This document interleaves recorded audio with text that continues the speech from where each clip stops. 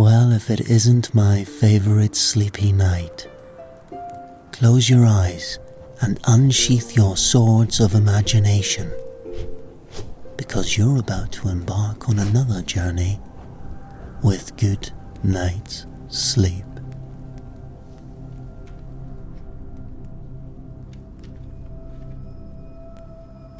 You toss and turn in your bed, willing yourself to fall asleep.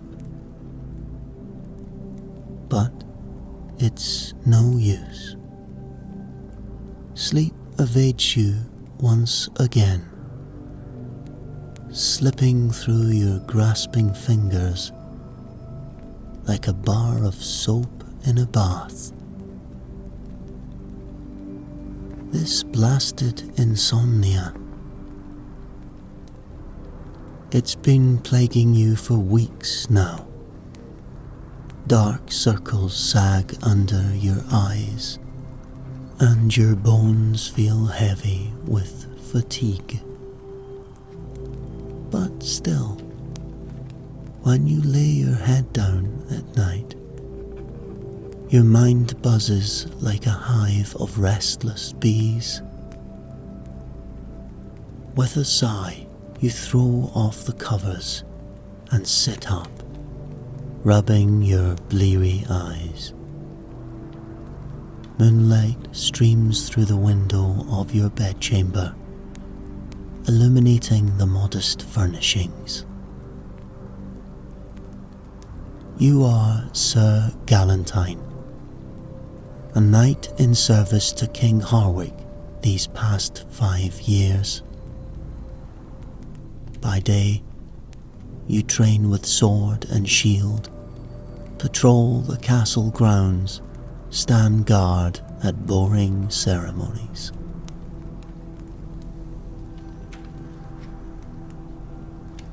But lately, your effectiveness has suffered under the burden of chronically broken sleep.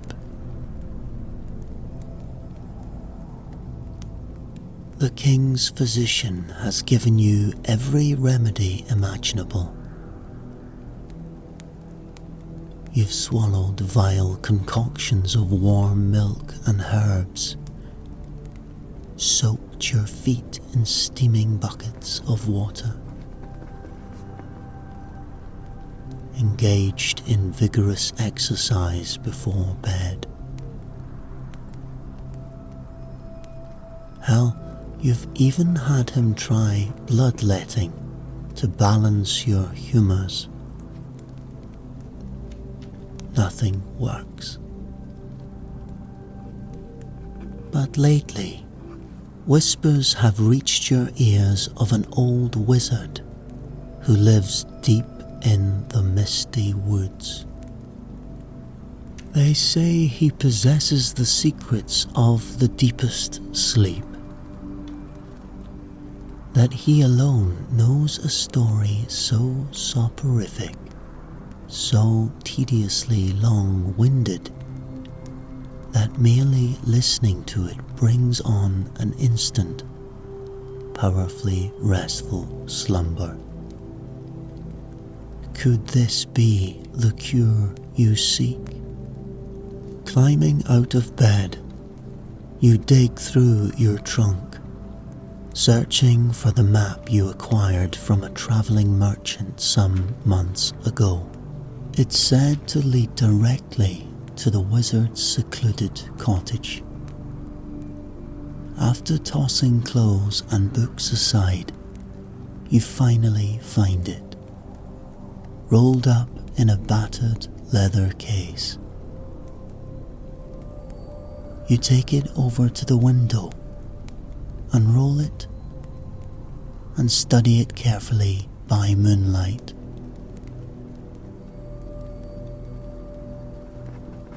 The map shows the wizard's cottage lies many leagues away, in a remote corner of the misty woods marked, "Here be dragons."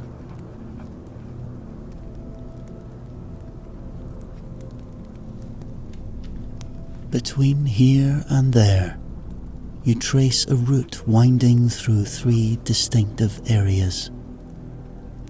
The Plain of Perpetual Peril, the Hells of Deathly Doom, and the Valley of Eternal Despair. Pleasant names, you think, with a smirk. Clearly, reaching the wizard will be no easy feat. But you're desperate for a cure, so you have no choice but to undertake this quest. After donning your armor, you creep quietly out of the castle, not wanting to explain yourself to the guards. In the royal stables, your faithful steed lifts his head at your approach and whines softly in greeting. You saddle up and ride out across the moonlit fields surrounding the castle. The cool night air feels bracing, helping to keep your heart alert. You'll need your wits about you, since peril lurks behind every rock or tree once you reach these mysterious lands ahead.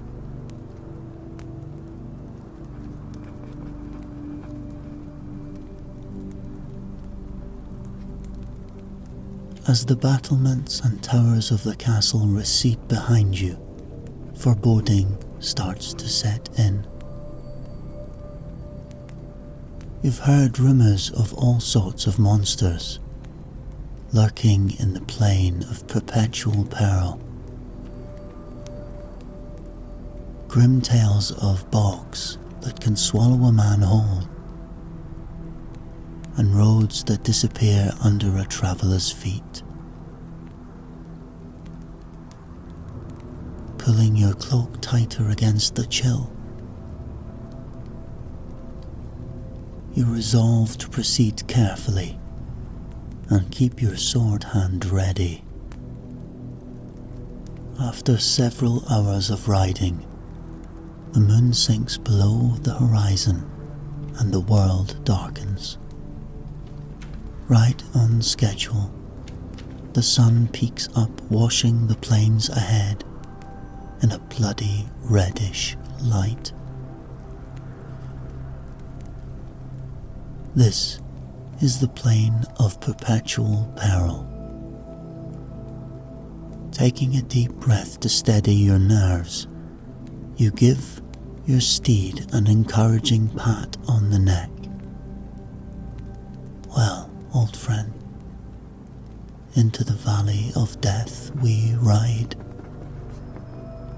With that less than comforting thought, you nudge him onward, crossing the known world into hazardous unknown territory.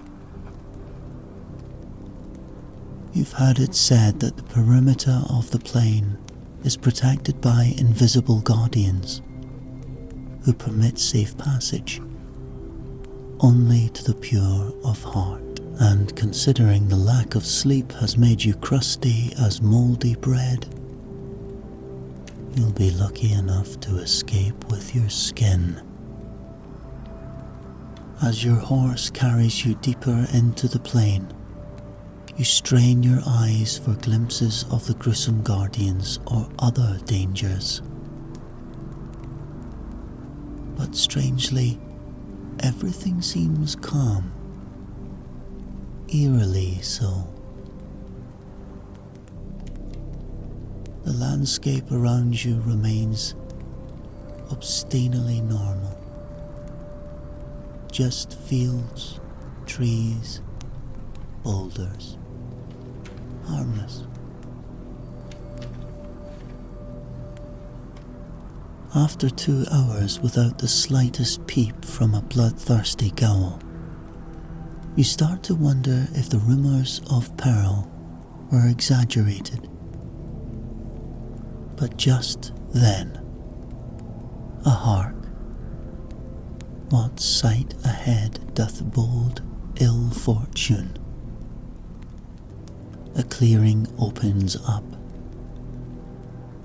and there before you lies an enormous dragon, ruby scales glinting, rippling as it snores, lost in slumber.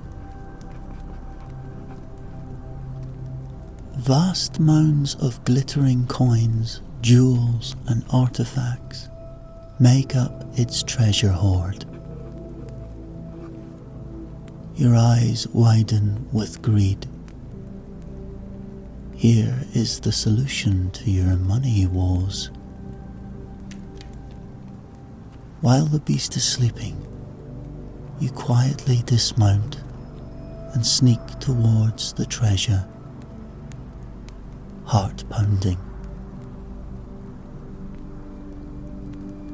You fill your pockets with fistful of precious jewels and coins.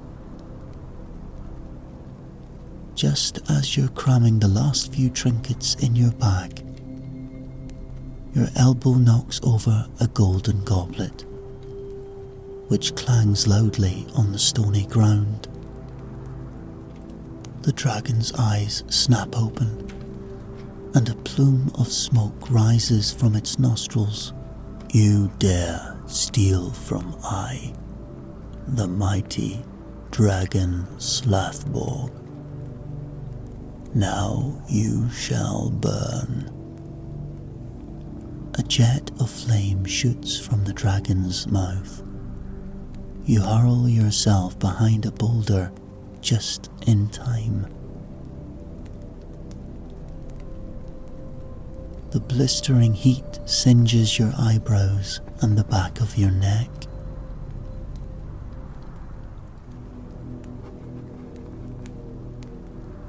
Drawing your sword, you leap out to face the monstrous beast.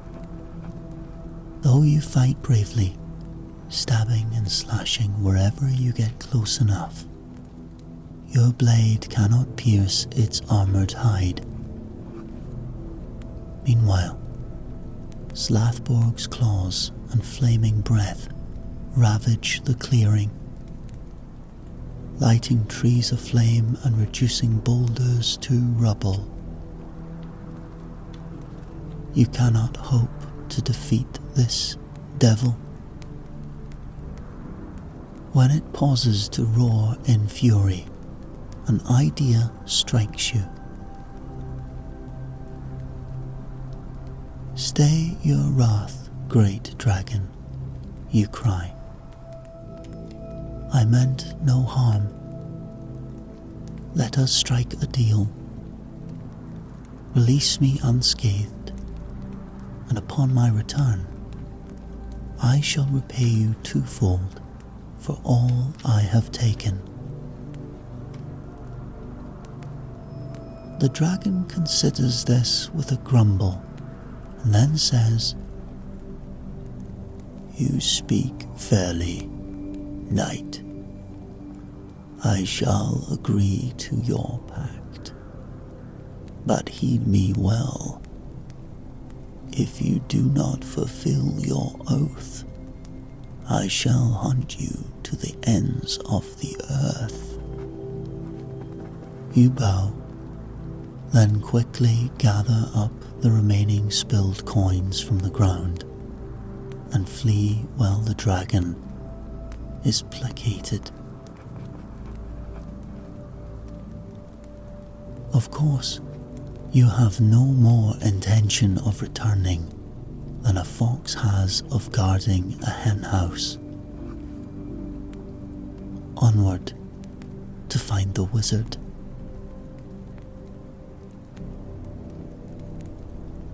The foul swamp threatens to swallow your brave steed as you press onward through. In the distance, a ramshackle cottage on stilts emerges from the scraggly trees.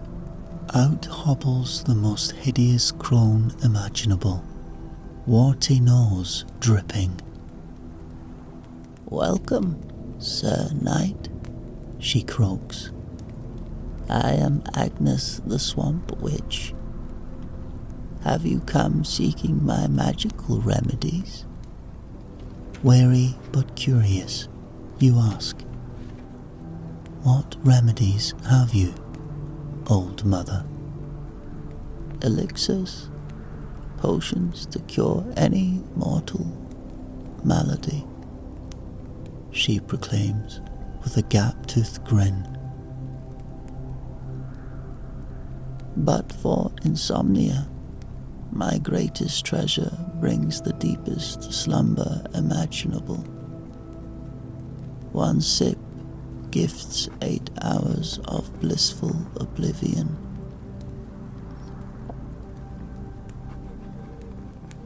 Hopeful, you inquire. "Your words intrigue me, woman. What price would you ask for this draught?"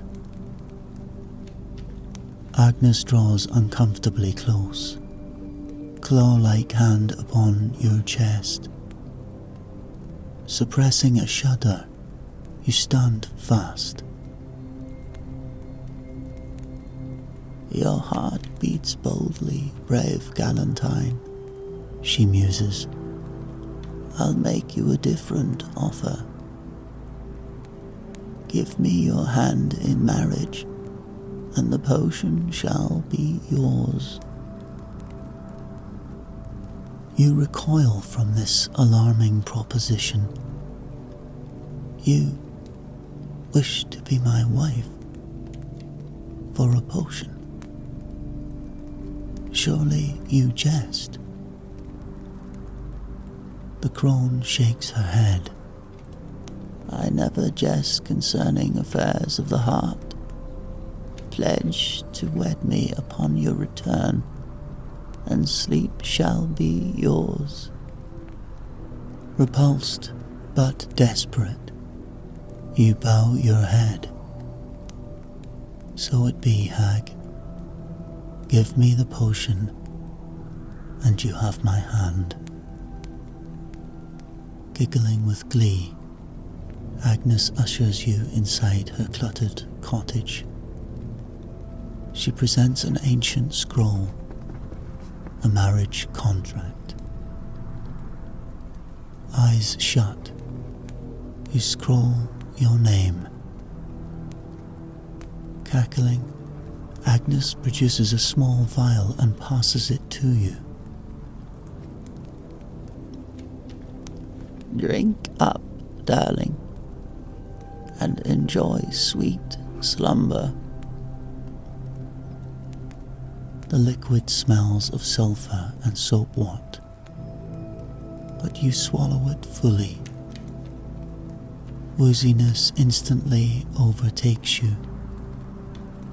The crone's face blurs and dims away. A gleeful cackle echoes as you feel your senses leave you completely. Though alarm bells clang in your fading mind, 'tis too late. The potion drags you down into some fathomless darkness.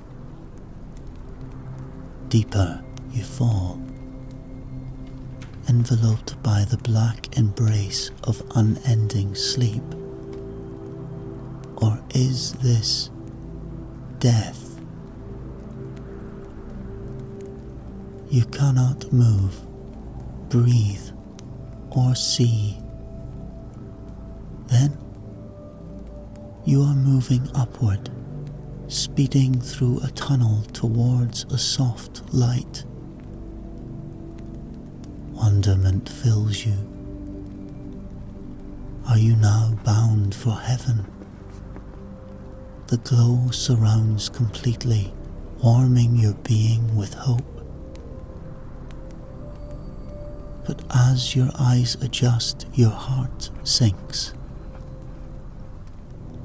The barren landscape all around is purgatory, The wretched mists of purgatory close around you, obscuring whatever landscape might exist in this dreary plain. Fellow damned souls drift past, locked in their own misery. The anguished cries of the dead echo faintly, mirroring the lamentations of your own heart. You wander alone. No destination, but more empty eternity ahead. Sleep remains impossible in this bleak in-between realm, and so you shuffle onward, one foot in front of the other, longing for the oblivion of true rest. The featureless fog parts for a moment, revealing a stone archway leading into darkness. Lured by curiosity, you pass beneath the arch into a massive chamber with towering ceilings lost in shadow. Your footsteps echo strangely against the cold floor. Squinting through the gloom, you discern a large mirror mounted in an ornate frame in the chamber's center. This sole object catches your eye, standing out starkly, drawn by some instinct. You approach the mirror to look upon its surface. At first, only darkness looks back. But then your features slowly materialize out of the void. The face staring back appears haggard, with sunken eyes and hair greyed prematurely. Your skin looks sallow and wrinkled beyond your years. In the eyes of this reflection you see bottomless sadness and regret. The spark that once animated your spirit in life has gone, leaving behind this hollow stranger. You reel back in dismay. This wretched creature cannot be you. But the mirror does not lie. This is the face of one condemned to purgatory for trafficking with dark powers and folly.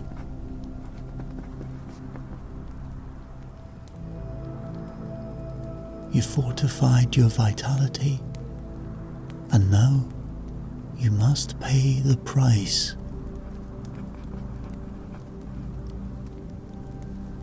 Overwhelmed by the pitiful sight, you turn away and sink to your knees. Hot tears spill down your cheeks. You weep not just for the lost youth and splendor, but also for the deeper decay of your soul.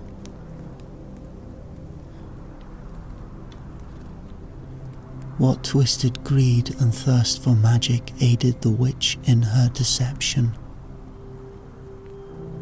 You call yourself a knight, but you have strayed far from any path of honor. The poor wretch in the mirror deserves his miserable fate. He is no knight, only a fool. On hands and knees, racked by sobs, you pound your fist against the icy floor. But no pain comes, for you no longer have flesh to feel. Your spirit alone endures this torment now. For untold time you remain there, letting wave after wave of shame and self-loathing crash over you. You dare not to look again at the mirror's judgment. At last you rise unsteadily and stumble back through the archway, leaving the dreaded mirror behind. Once more adrift in the mist, despair threatens to pull you under. How can you forgive such a reckless stupidity as led to this fate worse than death? Your longing for sleep brought ruin upon you. There can be no atonement for one so weak and vain. The lost souls you pass pay you no heed, each locked in their own personal anguish. If only salvation could be found here. But purgatory offers only uncounted errors of melancholy penance. After further empty times of wandering, a hunched figure emerges from the gloom ahead. An ancient man with a long white beard, leaning heavily upon a crooked staff. His eyes shine with wisdom and kindness beneath snowy brows.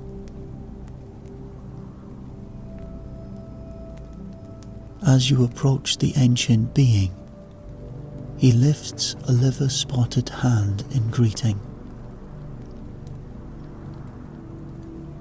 "Well met, good night," he says, his voice strong despite his aged frame.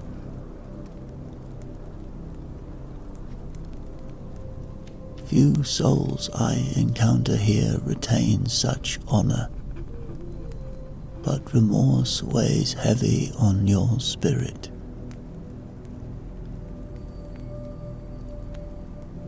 You bow your head humbled by his presence. I have strayed far from any knightly path, and now pay the price, old father." You hesitate, and then ask, "How might one find redemption in this colorless abyss?"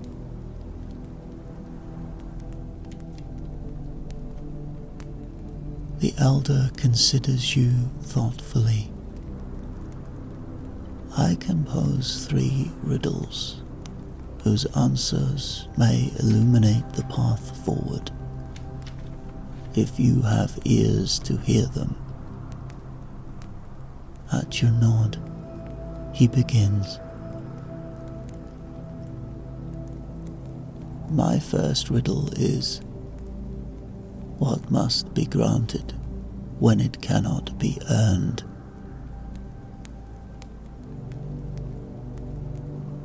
You ponder the strange question.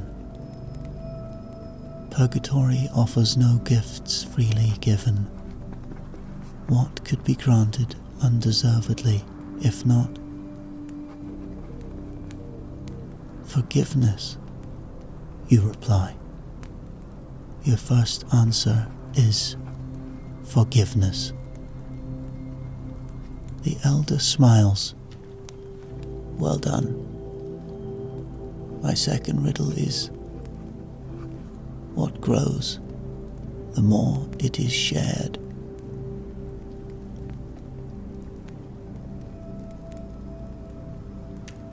Again you think carefully. In purgatory, misery and solitude reign. What alone might flourish being given to others? The answer must be love, you say slowly. "You are correct," says the elder. "Now the final riddle. what sees not its own worth. You close your eyes, seeking the heart of this riddle. What overlooks its own value, yet is precious. At last you open your eyes.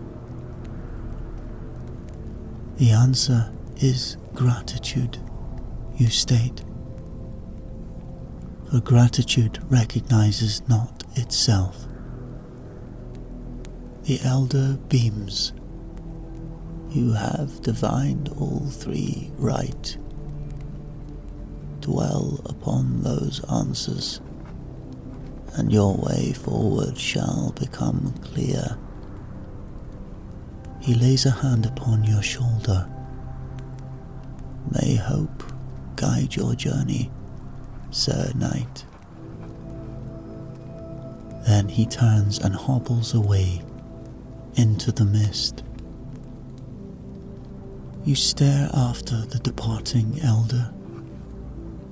Could the answers to his riddles be the key to your redemption?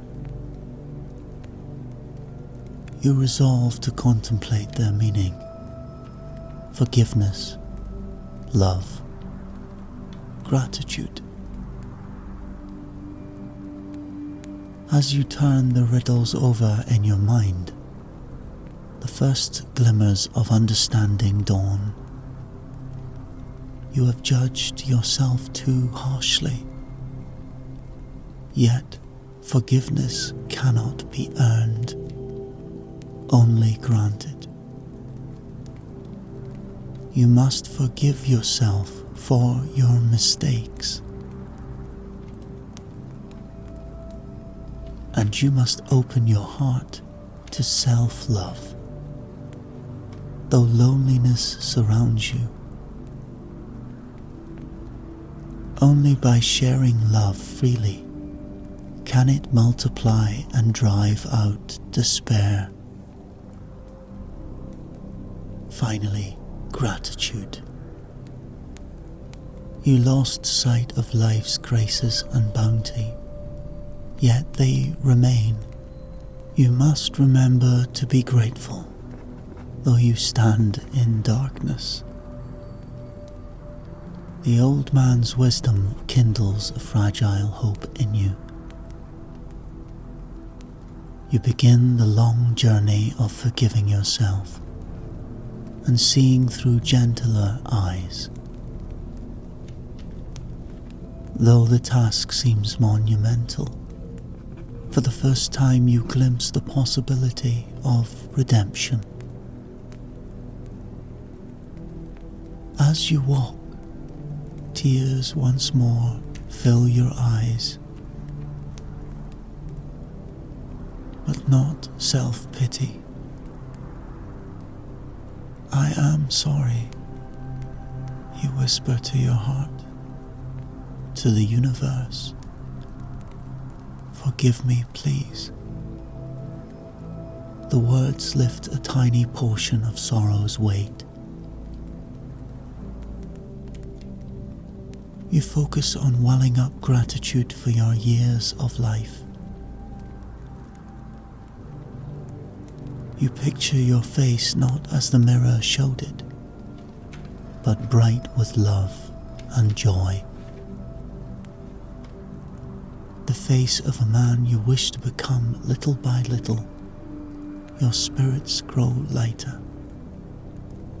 When other souls pass by, you nod to them with compassion, wishing you could share the small comforts you've found. The fog around you seems to thin. Has purgatory's terrain changed? Or is that your perception? Up ahead, the mist begins swirling rapidly, filled with blinding white light. Apprehension and exhilaration war within you.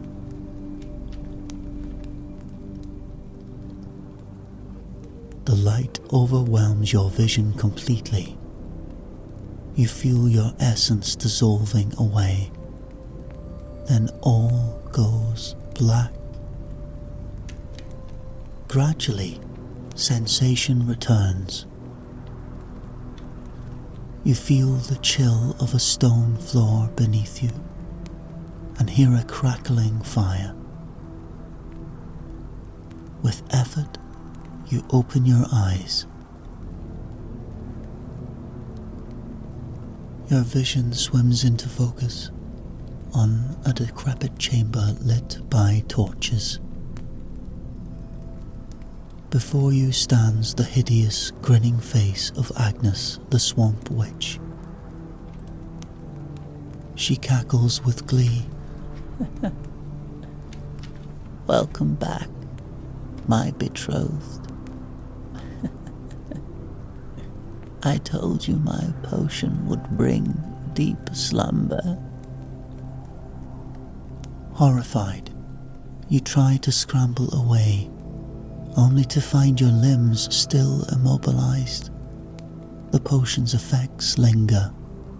Your voice erupts in a strangled yell. Outrage fuels you. With a Herculean effort, you surge upward. "You cursed hag," you rasp. "I should slay you for your trickery." Agnes only cackles. "All will be revealed if you seek the wizard."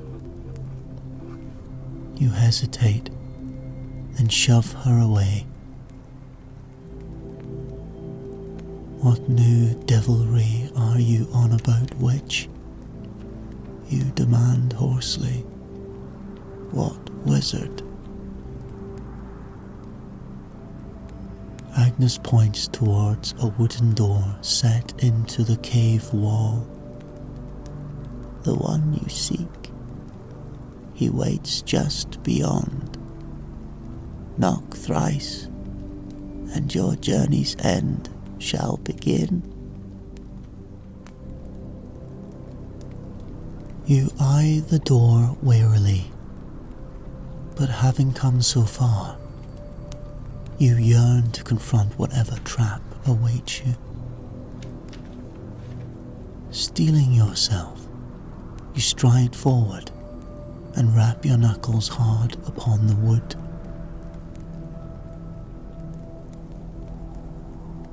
The door creaks open, and a stooped man leans upon a staff in the entrance.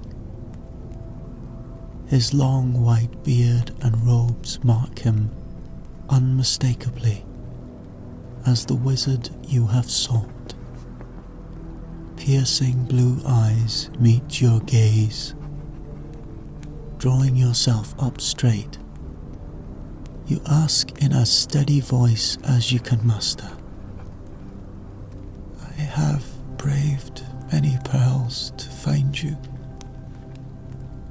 Will you now share with me the tale you alone know? The sleepiest story ever told."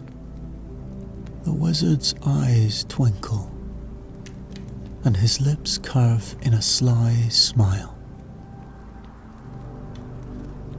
"My tale is not given freely, dear knight. First, you must indulge an old man. Tell me the story of your quest to arrive here, and leave no detail unspoken." You bristle at this game, but sense you have no choice but to play along. Taking a deep breath, you begin recounting your epic journey. The witch's false bargain, stealing from a dragon, your death cursed by a potion, the aimless misery of purgatory, and all you endured seeking redemption. Under the wizard's keen gaze, The entire tale comes pouring out. Your voice grows hoarse from the telling, and weariness seeps into your bones. But you push on, compelled to finish. As you describe the final liberation from purgatory's mist, your eyes involuntary droop closed. Your words begin to slur as exhaustion weighs down your tongue. Still, you struggle to continue the story.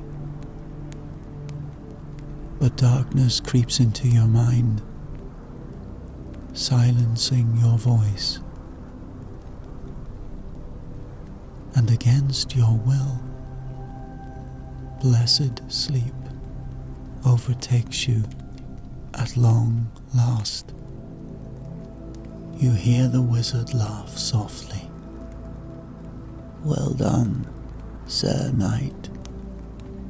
Pleasant dreams. His voice echoes as you feel your legs buckle. Strong arms catch you and lower you gently to the floor. Defeated by enchanted weariness, you surrender and descend into slumber.